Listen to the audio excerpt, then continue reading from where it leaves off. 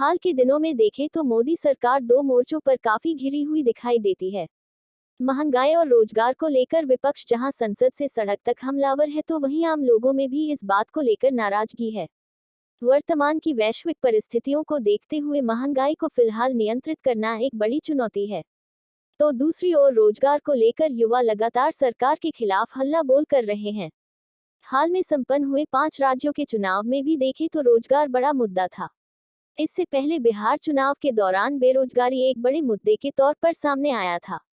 यही कारण है कि प्रधानमंत्री नरेंद्र मोदी ने रोजगार को लेकर गंभीरता दिखानी शुरू कर दी। प्रधानमंत्री नरेंद्र मोदी ने साफ तौर पर सचिवों को सुझाव दिया है कि विनिर्माण और रोजगार सृजन को गति देने के लिए निजी क्षेत्र का समर्थन करना बेहद ही आवश्यक है।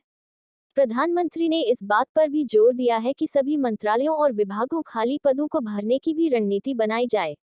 प्रधानमंत्री नरेंद्र मोदी सचिवों के साथ बैठक कर रहे थे। इस बैठक के बाद कैबिनेट सचिव राजीव गौबा ने कहा कि प्रधानमंत्री ने इस बात पर भी जोर दिया है कि सार्वजनिक और निजी क्षेत्र में हस्तक्षेप का मुख्य केंद्र बिंदु रोजगार सृजन होना चाहिए। गौबा ने सचिवों को पत्र लिखकर 2 अप्रैल को बैठक में प्रधानमंत्री द्वारा उन्हें दिए गए सुझावों पर तत्काल कार्रवाई शुरू करने का अनुरोध किया।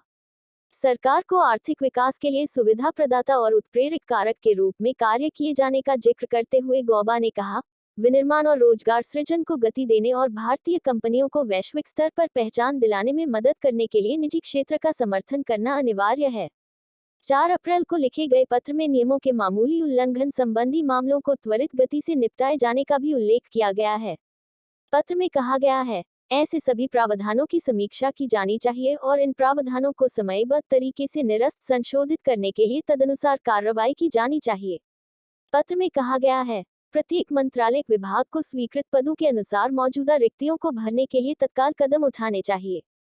पत्र में राज्यों के लिए उस राजकोषीय अनुशासन का भी जिक्र किया गया है, जिसका सुझाव प्रधानमंत्री द्वारा दिया गया था।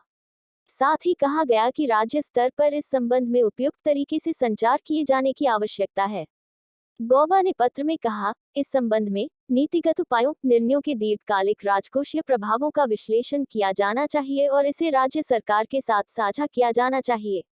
गौरतलब है कि प्रधानमंत्री नरेंद्र मोदी के साथ बैठक के दौरान कुछ वरिष्ठ नौकरशाहों ने कई राज्यों द्वारा घोषित लोकलुभावन योजनाओं पर चिंता जताई थी और दावा किया था कि वे आर्थिक रूप से व्यावहारिक नहीं हैं और वे उन्हें श्रीलंका के रास्ते पर ले जा सकती हैं।